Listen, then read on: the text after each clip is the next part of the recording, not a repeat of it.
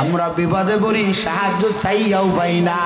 আর আল্লাহর অনেক বান্দা আছে যারা বিপদে পড়লে চাও লাগে না, সাহায্যের কথা বলাও লাগে না, শুধু এতটুকু আল্লাহর কাছে বলে, মনে মনে বলে আল্লাহ আমি বিপদে পড়েছি, এখন তুমি ব্যবস্থা করো।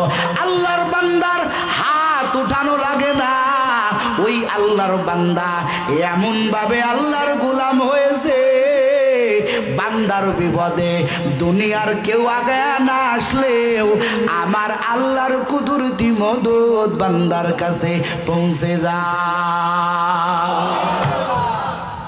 নমরুদ দিয়ে আগুনের কুণ্ডলী বানাইছে, আগুনের ভিতরে ফেলবে বিশাল চরকা। ওই চরকার এক মাথায় পয়গম্বর ইব্রাহিম আলাইহিস সালাম রে বাঁধিয়া চরকা ঘুরাইয়া ইব্রাহিম রে আগুনের কুণ্ডলীর ভিতরে ফেলাবে। ইব্রাহিম আলাইহিস সালাম কোনো কথা কয় না। ইব্রাহিম মনটা বেজার করে বসে আছেন। জিবরাইল হাজির। জিবরাইল ডাক দেয়া কয় পয়গম্বর, নমরুদ এত বড় কুণ্ডলী বানাইছে, উপর দিয়ে একটা পাখি পর্যন্ত উড়ে যেতে পারে না, পুরে ছাই হইয়া আগুনের কুণ্ডলীর ভিতরে পড়ে যায়।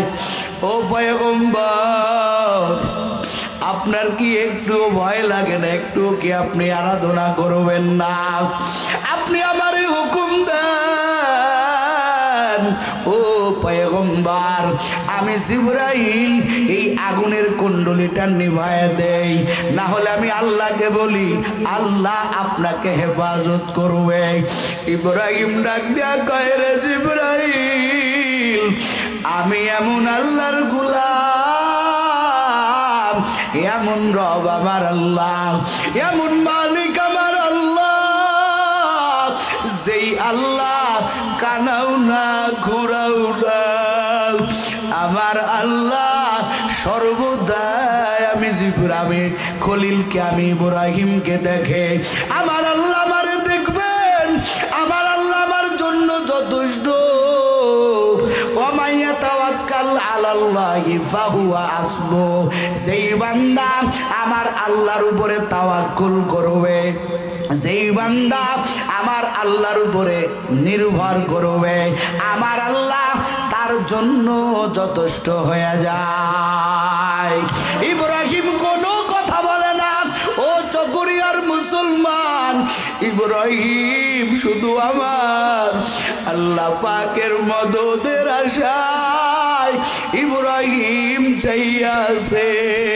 যখন বেঈমান নমরুদ আল্লাহর পয়গম্বরকে যখন পানির ওই আগুনের ভিতরে যখন ফেলাইয়া দিল, আমার আল্লাহর কুদরতি কারিশমা শুরু হয়ে গেল। জোরে খান আল্লাহু আকবার। আমার আল্লাহ বলেন তো আগুন কার গোলাম? আরো জোরে বলেন। আমার আল্লাহ কয়, এরে আগুন, কুলনা ইয়া নারু কুনি বারদাউ ওয়া সালামান আলা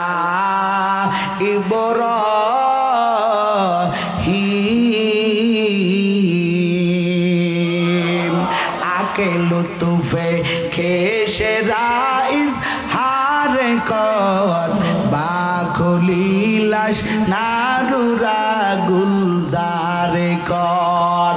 আমার আল্লাহর ওয়ার্ডার দিতে দেরি, ওই আগুনটা ইব্রাহিম আলাইহিস সালামের জন্য শান্তিদায়ক এয়ার কন্ডিশন। আমার আল্লাহ কয়, আগুন রে সাবধান, এমন ঠান্ডা হবি না, আমার ইব্রাহিমের জন্য ঠান্ডার কষ্ট হবে, আবার এমন গরম হবি না, আমার ইব্রাহিমের জন্য কষ্ট হবে। ইব্রাহিমের জন্য শান্তিদায়ক ঠান্ডা হয়ে যা। ইব্রাহিম আগুনের ভিতরে পড়ার সঙ্গে সঙ্গে আগুন ফুলের বাগানে পরিণত হয়ে গেল। কি কিসের কারণে রে বাবা? ভরসা করার কারণে, আল্লাহর জন্যই সব কিছু করার কারণে। আল্লাহ পাক ইব্রাহিমকে যত পরীক্ষা নিয়েছেন সব পরীক্ষায় খলিলুল্লাহ পাশ করলেন কেন? বলে তার ইবাদত ছিল একমাত্র কার জন্য? আরো জোরে বলেন। আমরা আজকে বিপদে বললে মসজিদে যাই, বিপদে বললে আলেম উলামার কাছে যাই। না না, একজন মুমিন যে ব্যক্তি, যে বান্দা বলবে রব আমার আল্লাহ, এই বান্দা সব কাজ করবে একমাত্র কার জন্য? আরো জোরে বলেন কার? আল্লাহর জন্য করবে। ইবাদতের ব্যাপারে কয় কাজ করতে হবে? জোরে কোন? 2 কাজ করতে হবে। 1 নম্বর, ইবাদতটা কার জন্য করতে হবে? আরো জোরে কোন? কার সন্তুষ্টির জন্য? আমি আল্লাহর ইবাদত করব, আমার ইবাদতে আমি চাইবো কে খুশি থাক। আরো জোরে কোন? কে? আমার আল্লাহ খুশি থাক। আমার ইবাদতটা দুনিয়ার কোনো মানুষের খুশি করার জন্য না, দুনিয়ার কোনো মানুষের রাজি করার জন্য না। আমার ইবাদতটা হবে একমাত্র কার জন্য? আর দ্বিতীয় বিষয়টা হলো ইবাদত মন গড়া করলে চলবে না, ইবাদত করতে হইবে নবীর তরিকায়। কার তরিকায়? আরো জোরে কোন? কার? নবীর তরিকায় করতে হবে। না না, ভিন্ন কোনো মতে করলে চলবে না। 2 বিষয়কে সামনে রাইখা ইবাদত করো। আর ইবাদত করতে হলে কোরআন দরকার আছে না নাই? আর জোরে কোন? আছে না নাই? এই কোরআন, ইবাদত করতে হলে কোরআনের দরকার, কোরআনের শিক্ষা দরকার। এই জন্য আমার আল্লাহ কয় সব মানুষ আমি আল্লাহর কাছে দামি না, গুণগত মানুষ আমি আল্লাহর কাছে দামি। আর গুণগত কারা? বলে যারা গুণের মানুষ। আর গুণের মানুষ হতে হলে ইবাদত দরকার। আর ইবাদত সঠিকভাবে করতে হলে কোরআন সুন্নাহর হাত আলো দরকার। কথা কোন ঠিক না বেঠিক? এই জন্য আমার আল্লাহ কয় আমি আল্লাহ। মুফাসসিরে কেরাম বলেন আমার আল্লাহ খলাকাল ইনসান পরে বলিয়া আগে আল্লামাল কোরআন বলিয়া আমার আল্লাহ কয় জমিনের মানুষ আমি আল্লাহ আল্লামাল কোরআন আগে বলিয়া বান্দা তোরে একটা মেসেজ দিয়া দিলাম, বান্দারে গুণের মানুষ আর গুণের মানুষ হওয়ার জন্য কোরআন সুন্নাহ লাগবে। কথা কোন ঠিক না বেঠিক? কোরআন সুন্নাহ লাগবে। ইবাদত ছাড়া গুণের মানুষ হওয়া যায় না। ও চকরিয়ার মুসলমান, ও যুবক, কেমন গুণ আপনার ভিতরে আসছে? আপনার বিষয় আপনি ভালো জানেন, আমার বিষয় আমি ভালো জানি। আমার কতটুকু গুণ হয়েছে, আমি কতটুকু গুণের মালিক, আমার ভিতরে কতটুকু গুণ আসছে, আমি কতটুকু আল্লাহর ইবাদত করেছি। আপনি আপনাকে প্রশ্ন করেন, আমি আমাকে প্রশ্ন করি, আমার ভিতরে আল্লাহর ভয় কতটুকু ঢুকছে, আমি হাসরের ময়দানের চিন্তা কতটুকু করি, আমি কয় বেলার নামাজ পড়ি। ও পর্দার আড়ালের আম্মা জানেরা শুনো, এমন আল্লাহর মা আছে, এমন আল্লাহর বান্দিরা আছে নামাজ ঠিক মতো পড়ে না, ইবাদত করো না। ওরে আম্মা জান, সৌন্দর্য দেখাইয়া আল্লাহর থেকে পার পাওয়া যাবে? কথা কয় না যাবে? আমি মরণের বেলায় যদি কই আল্লাহ দেখেন আমার কত সুন্দর চেহারা, কোনো কাজ হবে? আরো জোরে কোন কাজ হবে? এরে যুবক না, চেহারা সুন্দর হইলে আমার আল্লাহর কাছে দাম হওয়া যায় না। আমার আল্লাহর কাছে দামি হইতে হলে গুণের দরকার। এই জমিনের ভিতরে বহু আল্লাহর বান্দারা আছে যাদেরকে কেউ চেনে না। আল্লাহর বান্দা যে কত বড় ওলি, আল্লাহর বান্দা মাওলার কাছে চাইতে দেরি, মাওলা দিতে দেরি করে না। ওই আল্লাহ পাগলগুলো, আল্লাহওয়ালাগুলো, আল্লাহর ভক্তগুলো, ওরা ভোর রাত্রে উঠিয়া আমার মালিকের কাছে ইনিয়ে বিনিয়ে বলে, ও দয়ার মালিক, দুনিয়ার ভোগ বিলাসিতা আমাদের দরকার নাই। আয় আল্লাহ আমরা আপনাকে চাই। ও আল্লাহ আপনার গোলাম বানায়া দেন। আল্লাহর বান্দা কান্না করে, কারণ বান্দা জানে দুনিয়ার ভোগ বিলাসী, দুনিয়ার রং তামাশা, দুনিয়ার বাহাদুরি বেশি দিনের জন্য না। কথা কন ঠিক না বেঠে? আমার আল্লাহ কোরআনে বয়ান করি কয়, ওয়া মা হাযিহিল হায়াতুদ দুনিয়া ইল্লা লাহবু ওয়া লাইব ওয়া ইন্নাদ দারাল আখিরাতা লাহিয়াল হায়াওয়ান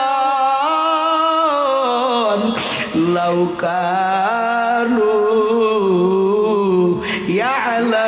ইয়ালামুন। আবার আল্লাহ কয়, রে জমিনের মানুষ, এই দুনিয়ায় বেশি দিনের জন্য তুই টিকতে পারবি না। এই দুনিয়া ক্ষণস্থায়ী। এরে বান্দা তাকাইয়া দেখ, তোর মা তোর বাবা আজকে কই? কাফনের প্যাকেট বানাইয়া, কাফনের প্যাকেট বানাইয়া তোর মা বাবারে কবরে রাখলে, একদিনও তো তারা তোরে আর সামনে আসলো না।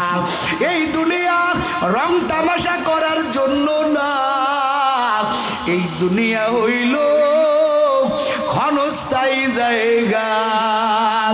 কিন্তু এত বড় মেসেজ দেওয়ার পর আমরা আল্লাহর ইবাদত করি না, শুধু নাফরমানি আর নাফরমানি আর নাফরমানি। আমার আম্মা জানেরা নামাজ পড়ে না, আমার যুবকেরা নামাজ পড়ে না, পরকালের চিন্তা করে না। কিন্তু আমার আল্লাহ যাদেরকে জান্নাতের সার্টিফিকেট দিলেন, আবু বকর জান্নাতের সার্টিফিকেট প্রাপ্ত একজন সাহাবী, হযরতে উমর জান্নাতের সার্টিফিকেট প্রাপ্ত একজন সাহাবী, হযরতে উসমান জান্নাতের সার্টিফিকেট প্রাপ্ত একজন সাহাবী। এই সমস্ত আল্লাহর বান্দা, এদের জীবনী মুতালা করে দেখো, আল্লাহর বান্দারা কান্না ছাড়া কোনো রাত আল্লাহর বান্দারা অতিবাহিত করে নাই, শুধু কান্নার কান্না। কিন্তু আমাদের কোনো সুসংবাদ নাই, আমাদের জিন্দগিতে শুধু গুনাহ, আমাদের মন নরম হয় না, চোখে পানি আসে না, মসজিদের মুয়াজ্জিনের ডাকে আমাদের দিল মসজিদের দিকে যায় না। এরে যুবক, তোর মতো কত যুবক তিনটা কাফন নিয়ে তোর সামনে দিয়া কবরে চলে গেল, আজকে দুইটা গাইয়া দেখ তোর কত খেলার সাথীরা কবরে চলে গেল।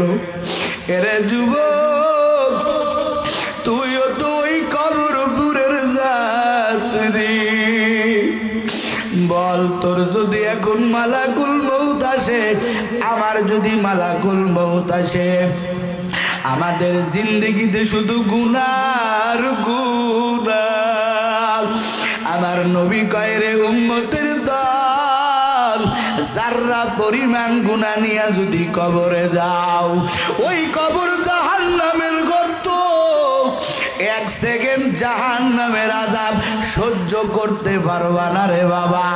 9,30,00,000 মাইল দূরে ওই সূর্য, সূর্যের তাপে, গুনাহগার সূর্যের তাপের কারণে আমরা জমিন দিয়া চলতে পারি না রে বাবা।